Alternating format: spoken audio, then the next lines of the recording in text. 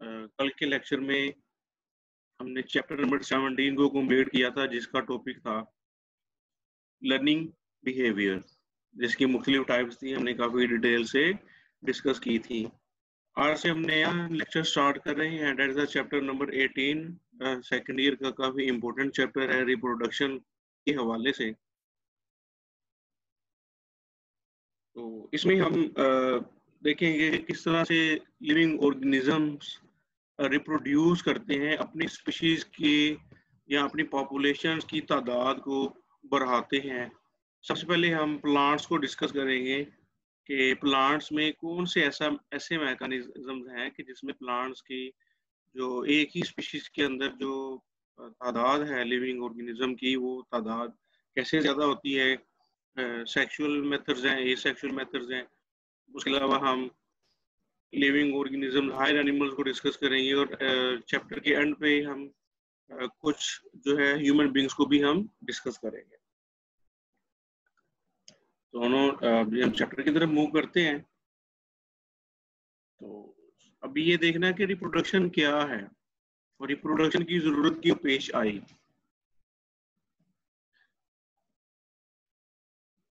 तमाम जानदारों की जो स्पीशीज है वो अपने जैसे उसी स्पीशी में जानदार बनाती हैं। तो तमाम जानदारों की ये मेथड ये वेरिएबल है, खासतौर पे प्लांट्स के अंदर ये काफ़ी कॉम्प्लेक्स है। और इसका फ़ायदा यही होता है कि अगर रिप्रोडक्शन ना भी हो तो उस लिविंग ऑर्गेनिज्म की लाइफ में तो कोई फ़र्क नहीं पड़ता, लेकिन उस स्पीशी के सर्वाइवल को खतरा लायक हो सकता है। लिहाजा रिप्रोडक्शन किसी भी स्पीशी की सर्वाइवल के लिए बहुत ही ज़्यादा इम्पोर्टेंट और ज़रूरी होता है। और ये एक ऐसा मैकेनिज्म है जो कि नई जनरेशन्स पैदा करता है और एक स्पीशी की पॉपुलेशन को मेंटेन करने में अपना रोल प्ले करता है। रिप्रोडक्शन एक ऐसा मैकेनिज्म है जो कि नई जनरेशन्स पैदा करता है। रिप्रोडक्शन बायो में हम इसको दो कैटेगरीज में डिवाइड करते हैं, sexual reproduction and asexual reproduction. इन दोनों में एक बेसिक डिफरेंस होता है मियोसिस और माइटोसिस का। तो एसेक्सुअल रिप्रोडक्शन में लिविंग ऑर्गेनिज्म बहुत रैपिडली एक्सपैंड करते हैं, जबकि सेक्सुअल रिप्रोडक्शन एक लेंथी प्रोसेस होता है। एसेक्सुअल रिप्रोडक्शन में सिर्फ एक ही लिविंग ऑर्गेनिज्म रिक्वायर्ड होता है, मेल हो या फीमेल हो, सिर्फ एक लिविंग ऑर्गेनिज्म रिक्वायर्ड है। जबकि सेक्सुअल मेथड में दोनों मेल और फीमेल का एक वक्त में मौजूद होना जरूरी होता है, या उनका आपस में जेनेटिक मटेरियल एक्सचेंज करने के लिए उनका सेल्स एक्सचेंज करना उनके लिए लाजमी होता है। एसेक्सुअल रिप्रोडक्शन में क्योंकि एक जानदार का होना जरूरी है, तो ये माइटोटिक डिवीजन या माइटोसिस सेल डिवीजन की मदद से ये सर अंजाम होता है। तो नंबर ऑफ क्रोमोसोम्स इसमें भी कांस्टेंट रहते हैं जो कि उनके पेरेंट सेल्स के अंदर थे, लेकिन इसमें ये होता है कि जो क्रोमोसोम उनके पेरेंट सेल्स में थे वही जेनेटिक सेट वाले क्रोमोसोम्स उनके डॉटर सेल्स के अंदर ट्रांसफर कर दिए जाते हैं। लिहाजा जो ऑफस्प्रिंग होते हैं वो काफ़ी हद तक अपने पेरेंट से मिलते जुलते होते हैं, तकरीबन सिमिलर होते हैं, 100% सिमिलर आप कह लें, क्योंकि जेनेटिक मेकअप उनका वही होता है जो कि उनके पेरेंट सेल्स के अंदर था। एसेक्सुअल रिप्रोडक्शन के काफ़ी मेथड हैं, जिसमें फिशन है। फिशन में जैसा कि स्पायरोजाइरा है, क्लेमेडोमोनास है, कि उनके स्पायरोजाइरा मुख्तलिफ फ्रेगमेंट्स में कट जाता है, फिशन हो जाती हैं, वो तमाम उसके जो फ्रेगमेंट्स हैं धागे के वो दोबारा से नए ऑर्गेनिजम्स के अंदर रिप्रोड्यूस हो जाते हैं। स्पोरुलेशन है, जैसे कि यीस्ट है, उसके अंदर स्पोर्स बनते हैं और वो स्पोर्स बॉडी से अलग होके नए सेल्स बनाने में मदद देते हैं। स्पोरुलेशन में भी माइटोसिस होती है, ये सेक्सुअल रिप्रोडक्शन का एक प्रोसेस है। बडिंग है, बडिंग काफ़ी हद तक स्पोरुलेशन से सिमिलर है, मिलता जुलता कंसेप्ट है।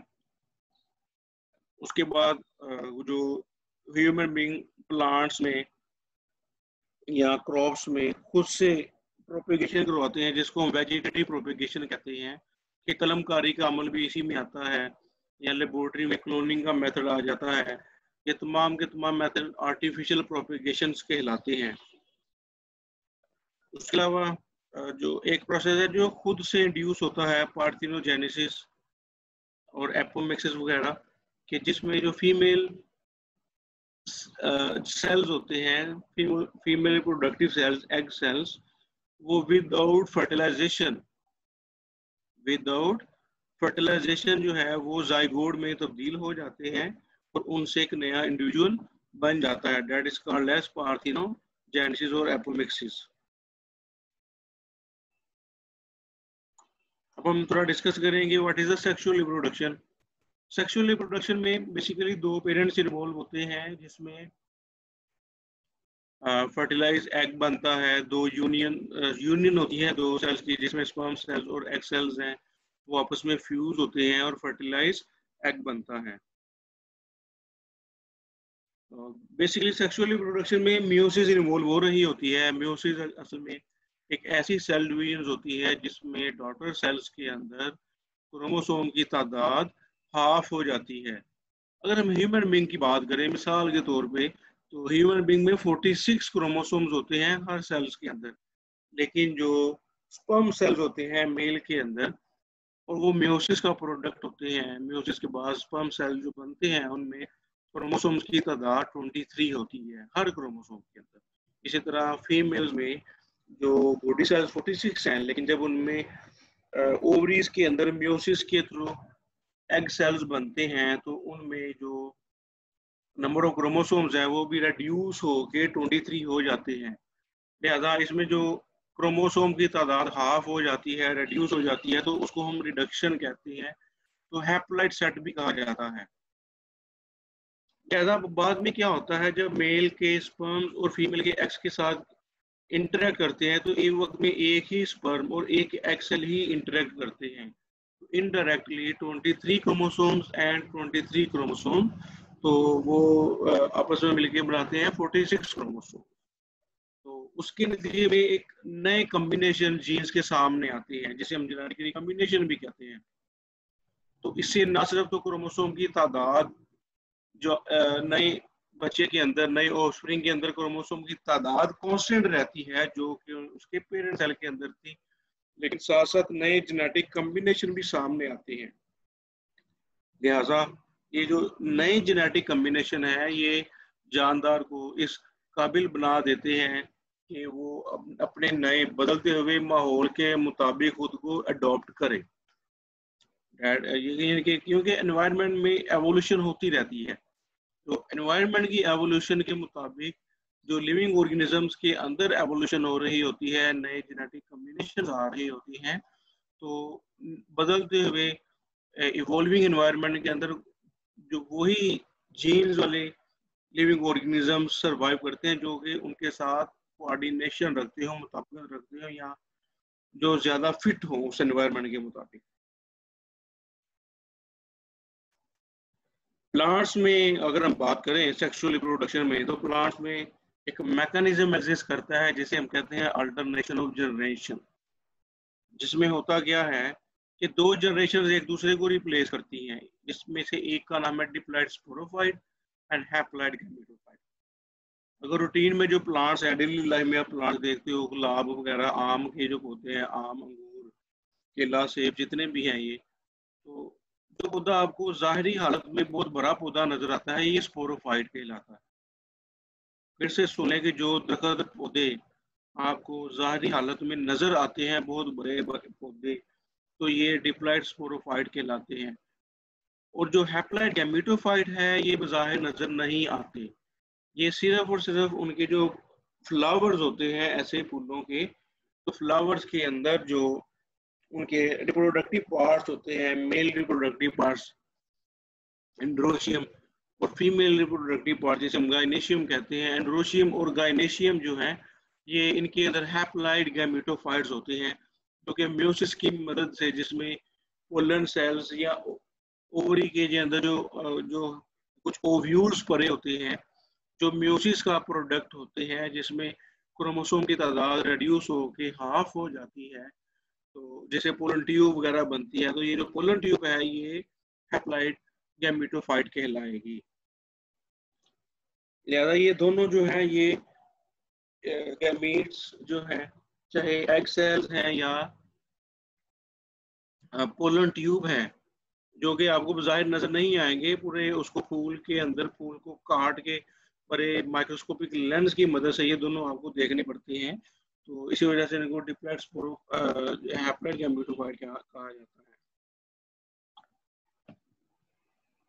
अगर हम प्लांट्स में, क्योंकि प्लांट्स के अगर खुद को प्लांट को क्लासिफाई किया जाए तो इसके अंदर जिम्नोस्पर्म्स, एंजियोस्पर्म्स, ब्रायोफाइटा एग्जिस्ट करते हैं। तो ब्रायोफाइटा जो है ये सिंपलेस्ट फॉर्म है प्लांट्स की, सिंपलेस्ट बॉडी फॉर्म होती है जिसमें रूट स्टेम्स और लीव्स को डिफ्रेंशिएट नहीं किया जाता। बहुत ही छोटे चंद सेंटीमीटर इनका साइज होता है ब्रायोफाइट्स का। ग्रीन कलर के होते हैं, जैसे ओलिव वगैरह भी कहते हैं, जो जो अक्सर काई होती है, काई की तरह होती है। काई तो खैर एलजी को कहा जाता है, तो ये काई से काफी हद तक मिलती जुलती है, लेकिन उसका इसका और ये डिफरेंस है कि वो ब्राउन कलर की मोस्टली होती है, डिफरेंट कलर की, और ये तकरीबन तमाम के तमाम ग्रीन कलर की होती है। और इसके अंदर प्लांट सेल्स की ऑर्गेनाइजेशन होती है। तो ब्रायोफाइट्स का अगर हम लाइफ साइकिल डिस्कस करें तो ब्रायोफाइट्स में भी अल्टरनेशन ऑफ जनरेशन एग्जिस्ट करती है। ब्रायोफाइट की जो बॉडी होती है उसको हम कहते हैं थैलस। ये देखिए राइट साइड में पिक्चर में ब्रायोफाइट की जो आम बॉडी है वो थैलस है, और ये हैप्लॉइड होती है। ये अच्छा खासा डिफरेंस है कि ब्रायोफाइट्स की जो प्लांट बॉडी है वो हैप्लॉइड होती है, जबकि जो रोजमर्रा की जिंदगी में आपको पौधे नजर आते हैं उनकी प्लांट बॉडी डिप्लॉइड होती है, जिसको हमने कहा था स्पोरोफाइट। तो प्लांट बॉडी ब्रायोफाइट की जो प्लांट बॉडी है उसे हम हैप्लॉइड गैमेटोफाइट कहेंगे, जो वाज़ेह तौर पे पहले नजर आता है। थैलस उसको कहते हैं क्योंकि उसमें रूट, स्टेम्स और लीव्स की कोई डिफरेंशिएशन नहीं होती। तो थैलस हैप्लॉइड गैमेटोफाइट जनरेशन होती है। तो उसके अंदर दो तरह के ऑर्गन्स बनते हैं, आप फ्रूटिंग बॉडीज भी कह सकते हैं। एक उसमें फीमेल ऑर्गन्स बनते हैं और दूसरे उसमें मेल ऑर्गन बनते हैं। फीमेल ऑर्गन्स को आर्चिगोनिया कहा जाता है और मेल ऑर्गन्स को एंथ्रीडिया कहा जाता है।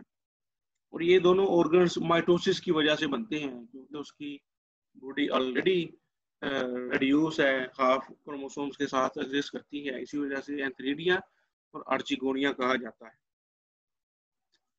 तो एंथ्रीडिया के अंदर क्योंकि ये मेल ऑर्गन है तो इसमें एंथीरोजोइड्स बनते हैं जो मोटाइल होते हैं, या स्पर्म की तरह जिस तरह टेल होती है।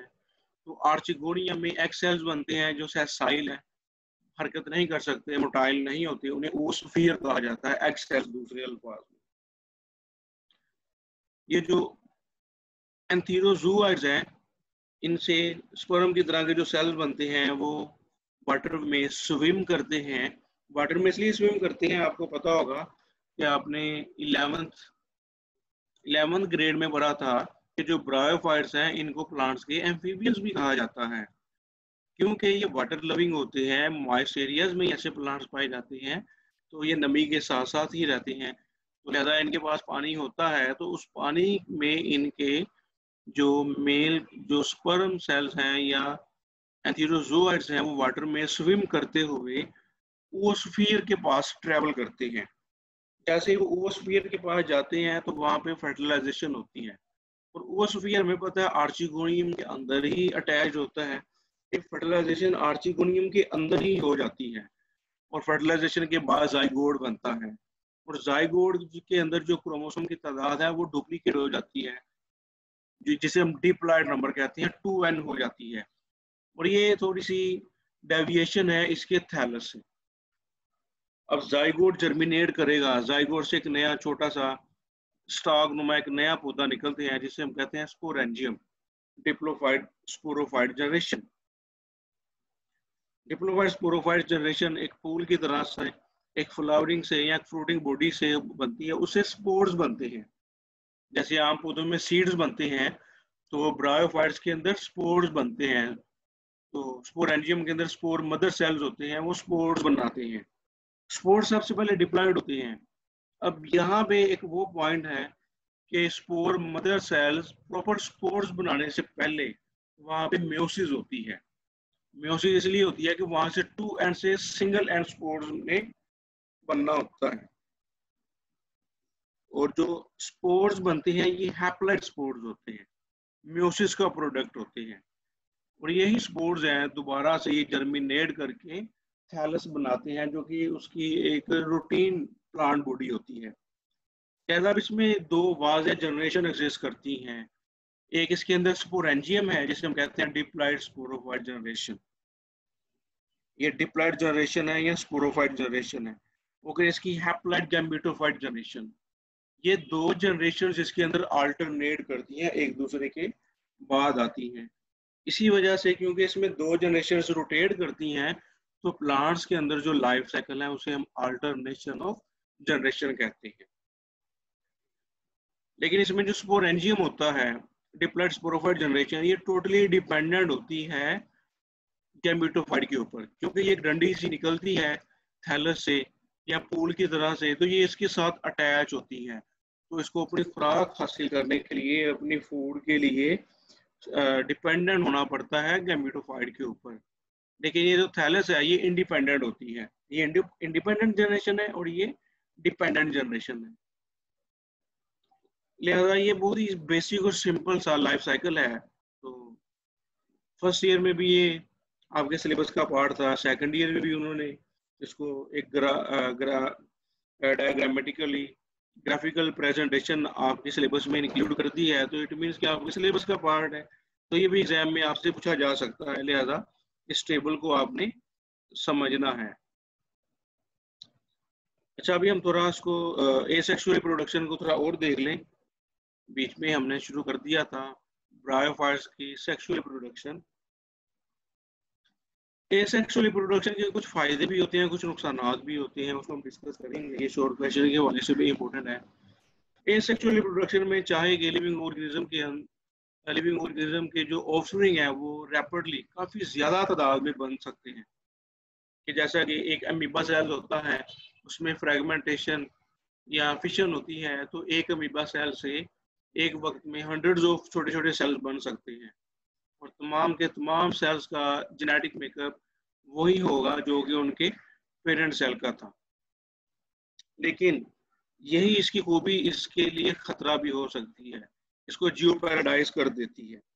जियो पैराडाइज मतलब कि इसके लिए एक, इसके सर्वाइवल के लिए एक रिस्क है, इसके स्पीशी के सर्वाइवल के लिए, क्योंकि तमाम ऑफस्प्रिंग का जो जेनेटिक मेकअप है वो सेम है। तो हमें पता है कि एनवायरनमेंट इवोल्व हो रहा है, एनवायरनमेंट के अंदर चेंजेस आ रही हैं। लिहाजा चेंजिंग एनवायरनमेंट के अकॉर्डिंगली सेम जेनेटिक सेट जो है वो अडॉप्ट नहीं कर सकता। वो सारे के सारे जानदार जो है चेंजिंग एनवायरनमेंट के अंदर मर सकते हैं।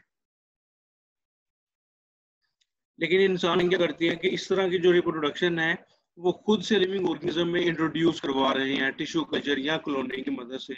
प्लांट्स के अंदर टिश्यू कल्चर की टेक्निक अप्लाई होती है, और जबकि लिविंग ऑर्गेनिज्म में क्लोनिंग, एनिमल्स में क्लोनिंग अडॉप्ट की जा रही है, ताकि अपनी मर्जी से जो जानदारों के अंदर डिजायरेबल खुसूसियात हैं उनको इंट्रोड्यूस करवाए जा सके। ये वाला कंसेप्ट भी आपने फर्स्ट ईयर में चैप्टर नंबर 1 में, जब मैं चैप्टर बंद हो रहा था तो वहां पे ये चीजें थी। वहां पे क्लोनिंग को बड़ी डिटेल से डिस्कस किया था कि क्लोनिंग, लेकिन इसका यही डिसएडवांटेज है ना कि एनवायरमेंटल स्ट्रेस और एनवायरमेंटल एवोल्यूशन में सेम सेट ऑफ जीन जो है तमाम ऑर्गेनिज्म के अंदर वो सरवाइव नहीं कर सकते। लिहाजा इसको अभी तक जो है इतना ज्यादा अप्लाई नहीं किया जा रहा। अब हम प्लांट्स की बात करें, प्लांट्स में भी दोनों ही रिप्रोडक्शन होती हैं, सेक्सुअल एंड एसेक्सुअल। तो ब्रायोफाइट्स में भी हमने alternation of generation, sexual reproduction को डिस्कस किया। तो इसमें दो लाइफ साइकिल्स अल्टरनेट एक दूसरे के साथ जनरेट होती हैं। इसमें एक डिप्लॉइड जनरेशन है जिसको, और एक हैप्लॉइड जनरेशन है। तो ब्रायोफाइट का जो लाइफ साइकिल था इसको हम डिप्लोहैप्लॉन्टिक लाइफ साइकिल कहते हैं। कि थैलस बॉडी उसकी, गैमेटोफाइट जनरेशन जो है वो उसकी हैप्लॉइड जनरेशन कहलाएगी। और जबकि गैमीट्स बनने के बाद जब जायगोट बनता है और जायगोट से जो उसके ऊपर एक डंडी से एक नई जनरेशन बनती है, उसको हम डिप्लॉयड स्पोरोफाइट जनरेशन कहते हैं। लेकिन अगर कुछ स्पीशीज ऐसी हैं अगर उनमें दोनों जनरेशन वेजिटेटिवली सिमिलर हो स्ट्रक्चर और फंक्शन के लिहाज से, तो ऐसे लाइफ साइकिल को आइसोमॉर्फिक कहेंगे। अगर वो सिमिलर ना हो तो उसे हम हेट्रोमॉर्फिक कहेंगे। ब्रायोफाइट का जो लाइफ साइकिल था ये हेट्रोमॉर्फिक है। उसके अलावा प्लांट्स के अंदर जो एवोल्यूशन हुई है पोलन ट्यूब की, जब प्लांट्स में फर्टिलाइजेशन होती है तो पोलन ग्रेन से पोलन ट्यूब बनती है। तो स्पर्मेटोफाइट्स हैं, जितने भी सीड प्रोड्यूसिंग प्लांट्स हैं जिनको हम स्पर्मेटोफाइट्स कहते हैं, जिन पौधों के अंदर बीज बनते हैं, इनर बीज बनते हैं, खास तौर पे जो एंजियोस्पर्म है, तो स्पर्मेटोफाइट्स के अंदर पोलन ट्यूब एक बहुत बड़ी अडोप्टेशन है। पोलन ट्यूब एक ऐसे व्हीकल, एक ऐसे कैरियर के तौर पे काम करती है, बहुत ही जो सक्सेसफुली, बहुत ही हिफाजत के साथ जो मेल गैमीट्स होते हैं उनको फीमेल एग सेल तक पहुंचा देते हैं। लिहाजा इनकी इसी सक्सेस की वजह से जो स्पर्मेटोफाइट्स हैं इनका दुनिया में बहुत ज्यादा ये पाए जाते हैं। तो यही एक अडोप्टेशन है बीज बनने की पौधों के अंदर। लिहाजा इसको हम ये भी कह सकते हैं कि ये जो सक्सेस रही है पोलन ट्यूब फॉर्मेशन की, ये तकरीबन पैरेलल है प्लांट्स के अंदर सीड फॉर्मेशन के साथ साथ, ये पैरेलल एग्जिस्ट करती है। मेरा ख्याल इसको आज का जो सेशन है इसको हम यहीं तक क्लोज करते हैं। कल इंशाल्लाह हम स्पर्मेटोफाइट्स एंजियोस्पर्म्स का लाइफ साइकिल का जो चार्ट है वो डिस्कस करेंगे। यहाँ से हम लेक्चर को स्टार्ट करेंगे। किसी ने कोई क्वेश्चन पूछना हो तो वो मुझसे यहाँ पे डिस्कस कर सकता है।